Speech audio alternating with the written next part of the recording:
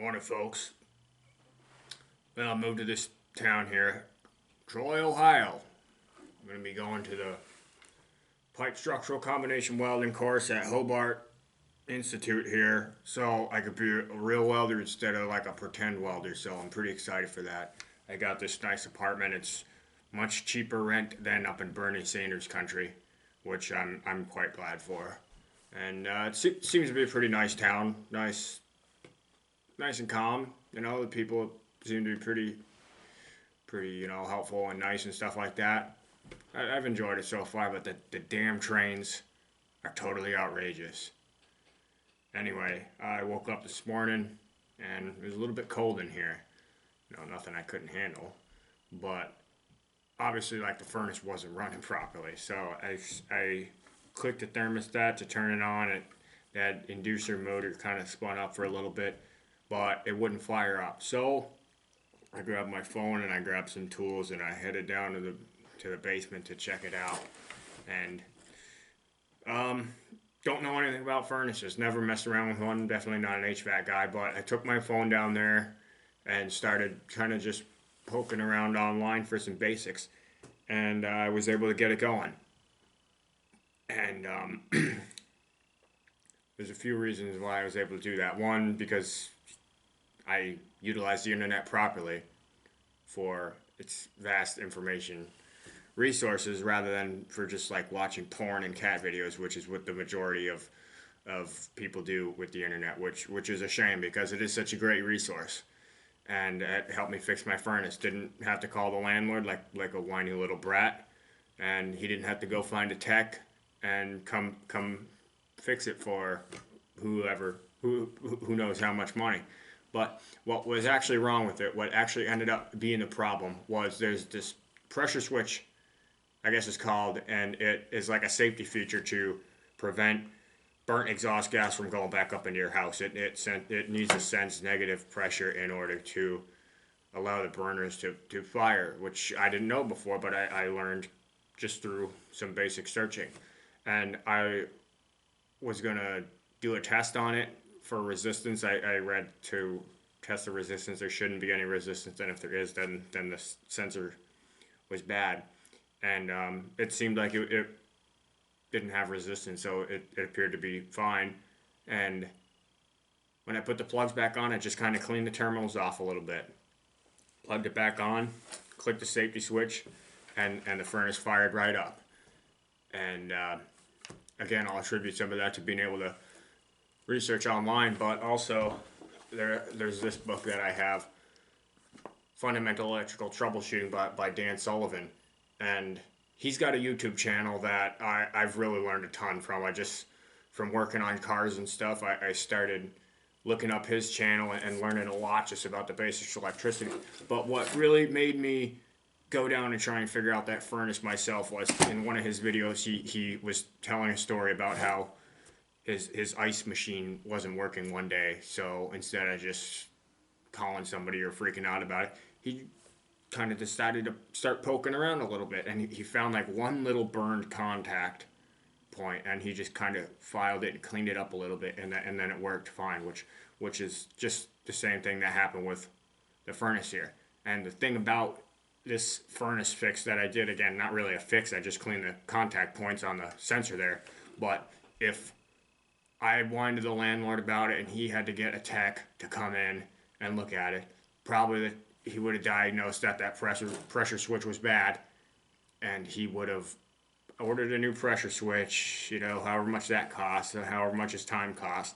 And when he installed that new pressure switch, because those terminals would have been cleaner, it probably would have worked and fixed the problem, when in fact the old pressure switch was working just fine and the contacts just needed to be cleaned. Read this book here, keep it on hand. It says 80% of faults are in wires and 80% of faults in wires are at the end of the wires. So that's a perfect example there. Everybody wants to switch parts out and stuff, and I learned just from working on cars, you don't fire up the parts cannon unless you're pretty sure, because it's just a waste of time and a waste of money. Faults in wires really fix a lot of problems, and that was the case today. But the bigger point here is try to use the internet to to better yourself, to be more knowledgeable, to be a more useful member of society. There's so much you can learn, even just on YouTube, and that's one of the main reasons why I always wanted to start a YouTube channel, is because I've learned so much from watching other guys. There's a lot of great channels on YouTube, very well done, very well thought out, and like these people care about teaching and about learning and sharing knowledge of this stuff. So instead of just doing whatever the hell people do online, try and use it to better yourself and become more knowledgeable.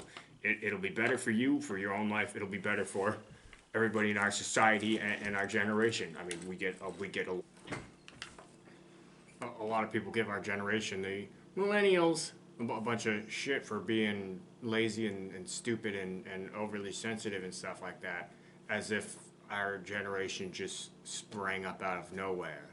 And you could tell this by looking at people who are like in their 50s and stuff. They really exhibit a lot of these same characteristics, and people 50, 60 years old, like they're the ones who raised this generation, and then they turn around and act like oh, us, the millennials, just like decided to be a bunch of useless assholes for no reason, as if it just came out of nothing, which has always really irritated me. And any one of these generations can benefit from using the internet for informational purposes rather than just for nonsense. And it also always bugged me. You always see these videos like, oh, stupid college millennials can't point to Iran on a world map. If you went across any generation in American history, probably the number of people who would actually be able to do that is pretty low. And for other countries also, like sometimes we act here in the U.S. that like everybody in all these other countries are so much smarter and more knowledgeable about everything. It's not the case, okay? People are stupid everywhere.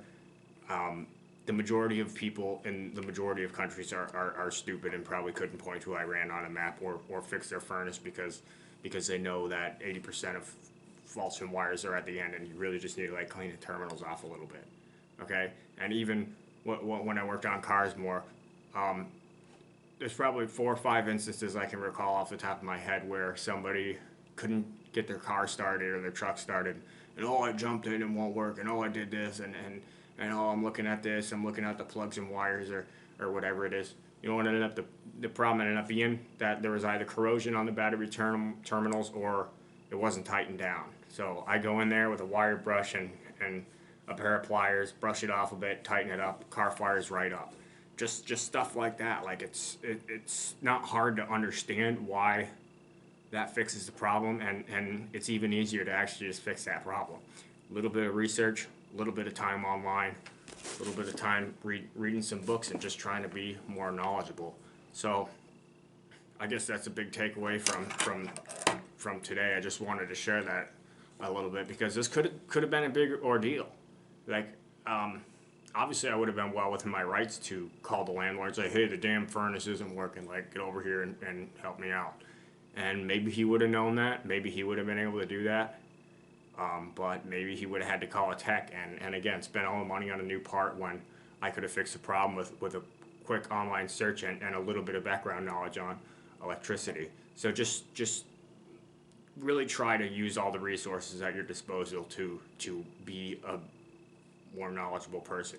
There's so much available out there, more so than any other time in history, and so many people just fail to take advantage of it, and it really is sad. Just there's no reason why you couldn't have done the same thing, why you couldn't have known that the contacts need to be clean, and it's really just a matter of shutting the power off, unplugging it, wiping it off a bit, and plugging it back in. So try and be a more useful person. No reason to be a dumbass. That's all I got for today. I'll take care.